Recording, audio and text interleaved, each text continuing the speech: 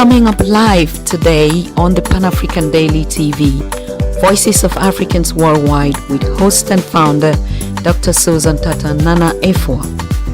Exclusive guest, Ghana's multi-millionaire Nana KWAME BEDIAKO, aka Freedom, and young Honorable Ousmane Touré, Pan-Africa's future president candidate. Our topic, the new face of Africa is now.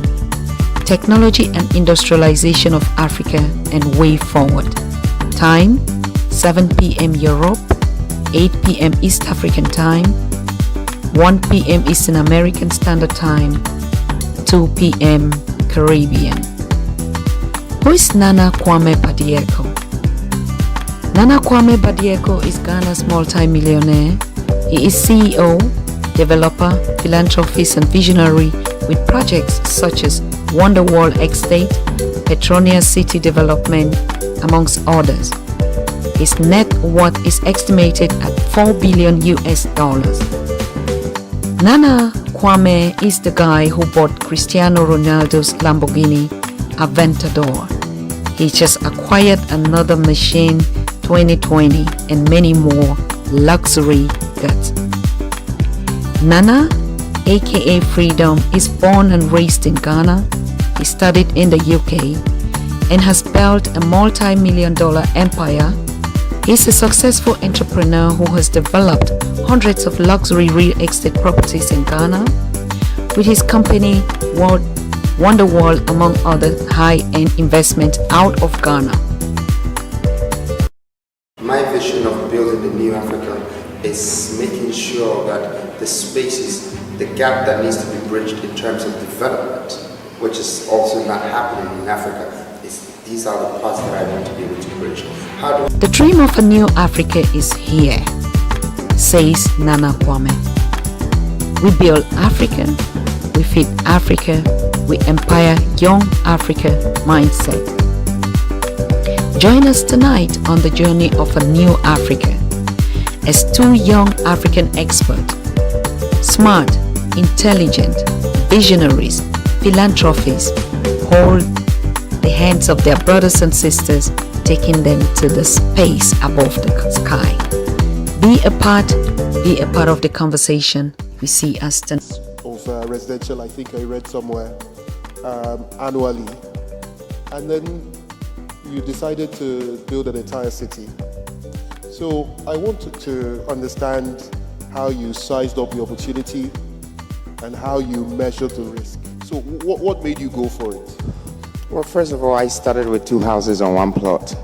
Then it moved to 8, 12, 16, and then 32. Today, my company can boldly say that we produce maybe 180 homes in 2 years. But for me, it's not such an achievement because I can still see a gap that needs to be bridged. And hence, that's what maybe you touch bases on some of these opportunities that is coming across Africa in development. Africa hasn't been developed in the past 200 years to its capacity. And we, the developers, private sectors, government, and the people even in the country as citizens, haven't actually sat back and asked yourself the question, why are we not moving so fast? Why is every other country being developed? They also haven't looked at other countries that has been developed, such as Dubai and Singapore. These are the 2 countries that has been developed in 1 century. So you're talking between 60 to 40 years. It's happened in our lifetime. And when you go after the things that they did to develop their countries, for me to want to move from building 150 homes to go into a city, it's not because I just want to increase my numbers. It's because I want to build a country. It's because I want to build a nation. I looked at those people and what were the things that they did? One of the major things that these countries did was that they introduced industrialization, which Africans have been lacking for a very long time. Now, when I say industrialization, I live in a country where I import everything to finish my houses. It takes me 3 months for them to manufacture it. Then after, it takes me another month for them to ship it. Then after it gets here, it takes me 50% of the value that I invested in Europe to get it out and send it to the site before I put it on the building. So even if I say I'm going to build 150 homes, to go through this process, and we know that we have deficits, deficits of 45 million homes in Africa. That is going to take us 1,000 years if we don't start to build our own industrial platforms. The industrial platforms that is going to stop us from having to go all the way to Europe and buy a door and buy a lock and buy this and come back home and fit it, when we can just bring the same people here to do the same thing. In fact, one of the people here, Alessandro, who is my very good friend, and he owns Chateau, and I met him the first time I met him. Yes, we did our business and we spent close to $1 million, but I said to him, Alessandro, this is not what I want to be doing. I don't want to be buying things from you from Europe. I want to bring you to Africa with me and sit on my industrial platform. I want to invest with you so we can supply African countries for these things. They can get it in 8 days. They can get it in 10 days. The reason why Europe is developing so fast is because when you want a door, the next day is at your doorstep. Anything you want, the next day is at your doorstep. So we Africans, we have to wait for 3 months to get a door to our doorstep. And we want to develop our country without facing these issues. We really need to address these issues. We Africans, and I don't blame the government and I don't blame the citizens. I don't blame myself because I don't believe in excuses, but I believe in doing. This needs to be done. We need to convince our partners, our suppliers, our manufacturers who we're dealing with to come to Africa with us. They have to sit on our industrial platforms. We need to find ways to build energy. The rate of energy in Africa is 13%. How are we going to build it? We need it to go to 50%. We need to invest in energy so industrialization can create room for pioneering. Now we're talking about mass housing. I've already done the numbers and I did it so well that, JLL is one of the people that I work with and other companies. But when I sat behind my own closed doors and decided to do these numbers for affordable housing, you are building a home for someone for $20,000, calling it affordable, that they will never get the money for you. 1 million people in one country cannot afford to give you $20,000 because they have the minimum wage, a minimum wage that finishes before the end of the month. How are they going to pay their mortgage? We have a problem, even the financial system, because for me to have grown this far in my business is because I didn't have to think in the beginning that I needed the bank to support me to grow. I realized that they just couldn't do it. I didn't have to think that I needed the government to support me to grow. I just realized that they couldn't do it. If they haven't done it for the country, how are they going to do it for me? I feel like we Africans are the future, that we are going to develop our own country by thinking and having a positive way of thinking, bringing people from outside to join us to develop our country, because the history of every country in this world that has been developed brought people from outside. Even Dubai, they brought the Pakistanis, they brought different people to work to build Dubai. And then they had the biggest industrial platform, which is Sharjah. You can confirm yourself. Today is the biggest industrial free zone platform in the world. They had to build their own glasses, manufacture their own glasses, manufacture their own Alukubon, and it was 2 minutes drive away from Dubai. You wonder why those buildings were springing up so fast. Without these things, I think we have an issue. And I couldn't have any stage to address some of this. It might sound a little bit political, it might sound a little bit governmental, a little bit business, but it's the truth. That until we start to have this positive mind of developing our nation, our people, and thinking deep down the solution of the problem, which is the root of what is stopping our development, Africa's development still will be stagnant. And I think it's our time. The world is looking at us. We are the last continent to be developed, and we're going into the golden age. I believe that we all stand a great opportunity with the people who have come from outside, the people internal, people around, people come from other places in on this continent. We all stand a great chance to build opportunities out of this and build our country and build our nation. Thank you so much. Thank you very much. See, I respect the Western for one thing. For whatever resources that they came to extract from our continent, they did not put it in their pockets. They went to build their countries with it. And so they built the life of their great-great-grandchildren for the next 200 years. They have a system, they have a political system, a democratic system that is constituted within their countries, and that protects them. That gives them benefits, that gives them incentives. We, on the other hand, doesn't have the opportunity to go to another man's country to steal their gold, their oil, and come and build our continent. We already have the resources, but we haven't been able to acquire the world to work for us. We only bring the world to come and take from us. You see, there's a difference in wanting and needing. I don't know if Africa wants or needs, because if it's them wanting, they already have. They have enough resources to survive. But there is something they need to make the resources become refinable, to become, repackaged, to become manufactured again. That is the energy to be able to put plants, to be able to manufacture, create hubs, industrialization, petrochemical clusters, to recycle your own petrochemicals and create energy to sustain your industrial development. For me, I call this education.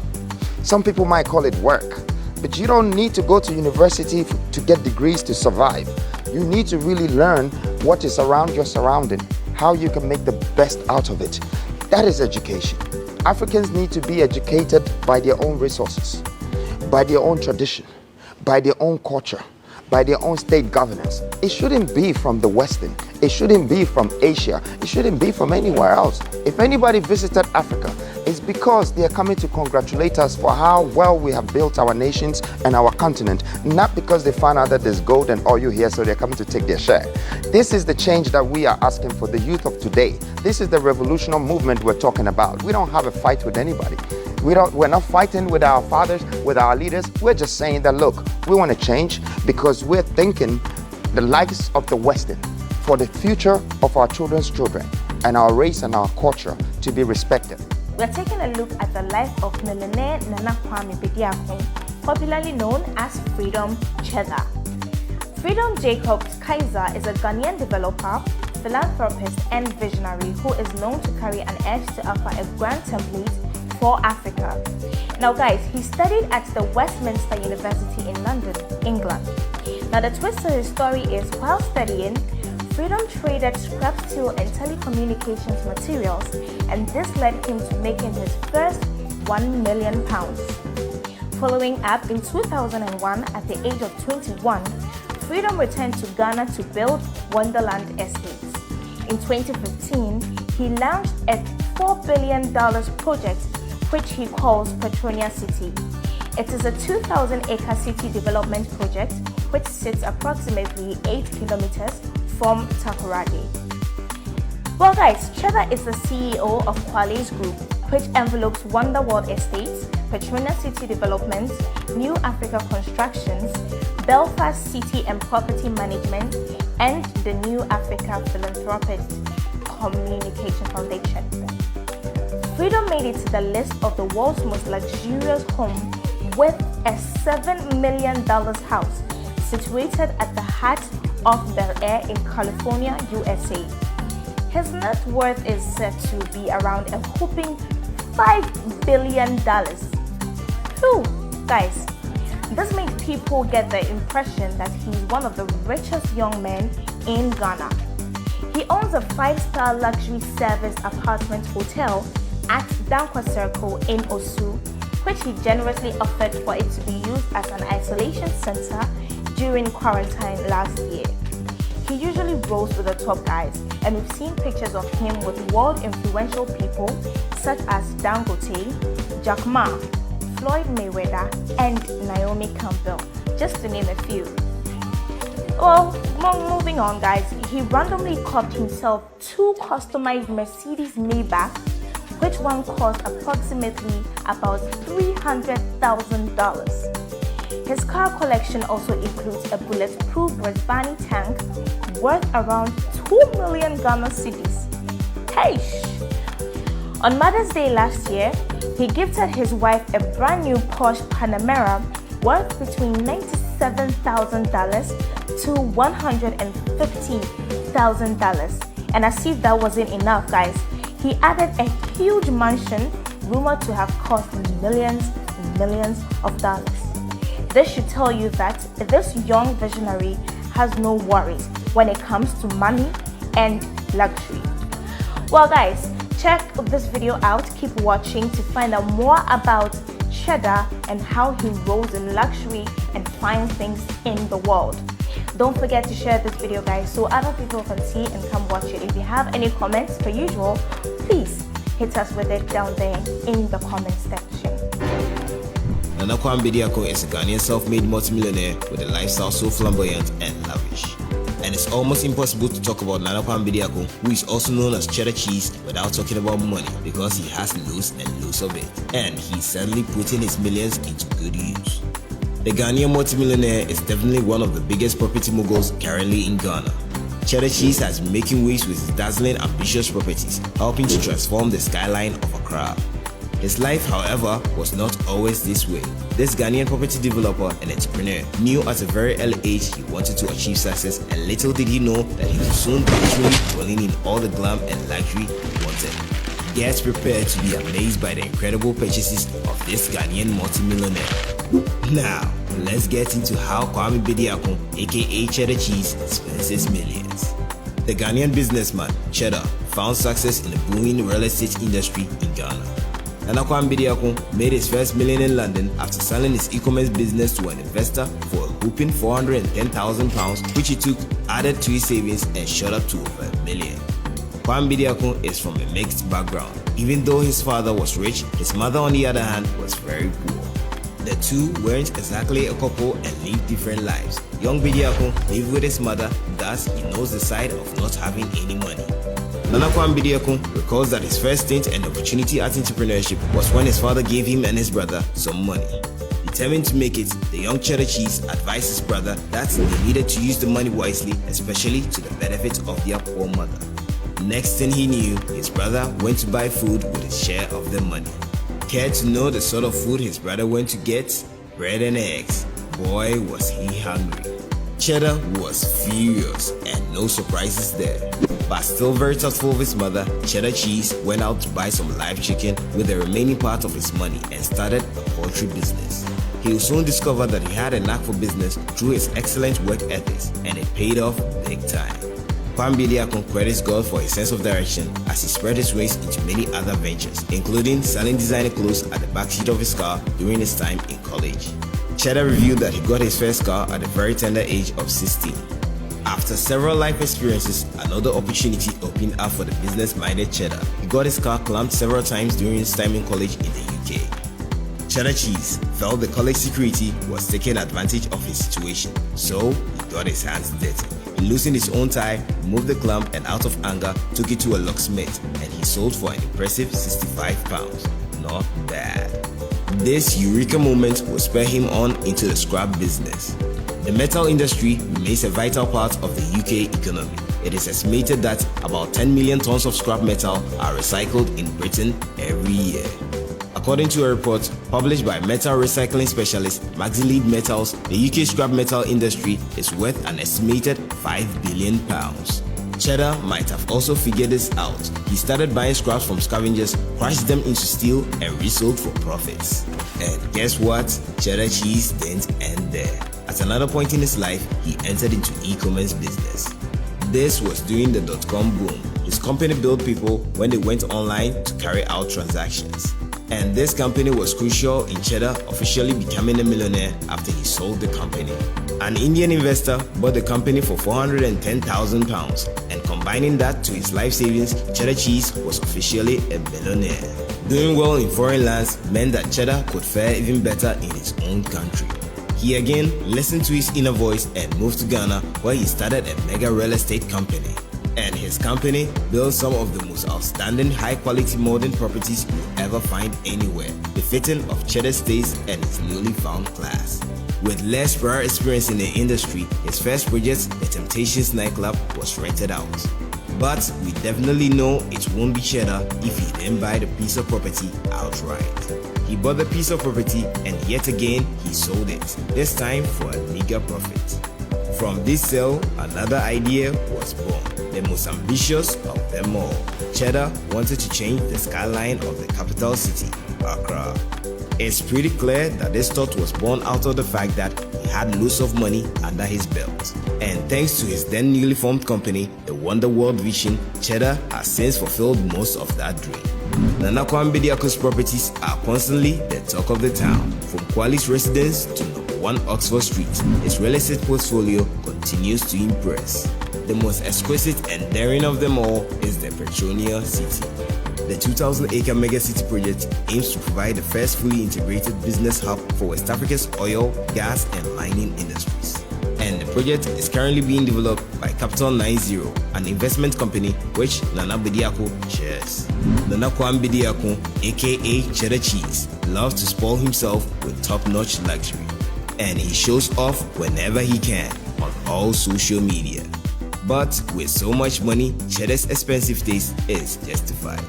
Raking in millions every year means he can pretty much do all his heart desires, and that's exactly what he does. Like many other high-profile millionaires in Ghana, Nana KWAME is a big fan of cars, and he loves to travel in expensive vehicles. And his car collection is something to write home about. He has a flashy collection which he loves to show all over social media. The Ghanaian multimillionaire owns a Rolls-Royce Cullinan, which is set at a basic price of $300,000. And that's not all. He owns a Revani tank, which is customized to his satisfaction. The customization options on this vehicle is simply insane. Cheddar Cheese has its own customized emblem on this vehicle. Basic price for the Revani tank is set around $160,000 with various customization features like night vision, bulletproof armor, and smoke screen, shooting the price up to $300,000. And that is insane. Also in his collection is the Lamborghini Aventador, which he purchased from none other than Cristiano Ronaldo. Getting this one in your collection will also set you around $270,000. Nana KWAME Bediako has also been spotted in the Lamborghini Urus and a Mercedes-Benz AMG GT. Nana KWAME Bediako has investments around the world. He has properties in Europe, in Spain, and in the United States of America. Cheddar Cheese splashed $7 million on his mansion in the gated community in Los Angeles, USA. The luxury of a house can be described as a home away from home, and as if the price tag of $7 million was not enough, he spent an additional $2 million to decorate the property. This house features a mirror with an inbuilt television worth $22,000, a chandelier also worth $120,000, and $30,000 worth of decor from designer brand Versace. Yes, he has Versace designer walls, floors, and tableware. No expenses is obviously spared when it comes to designing the perfect home for Cheddar anywhere in the world. The multimillionaire and his famous pal, Floyd Mayweather, have been seen wearing matching outfits on their social media platforms. The two rich friends rocked a broken glass hoodie worth $17,500 in the year 2019. The two were again spotted in the matching Louis Vuitton jackets worth $6,500. Nana KWAME Bediako has exceeded everyone's expectations with his lavish, expensive lifestyle. Cheddar Cheese loves to chill with his celebrity friends such as Floyd Mayweather, Mary J. Blige, Idris Elba, and Boris Kujo. Now you definitely know all about Nana KWAME Bediako. He works hard and plays harder. Let us know your thoughts about Nana KWAME Bediako's spending habits in the comment section below.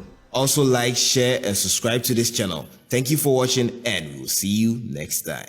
Help us reach out to one another. Like, subscribe, share our videos, and join us on our campaign 21 #1 million subscribers for the Africa we want. Be there.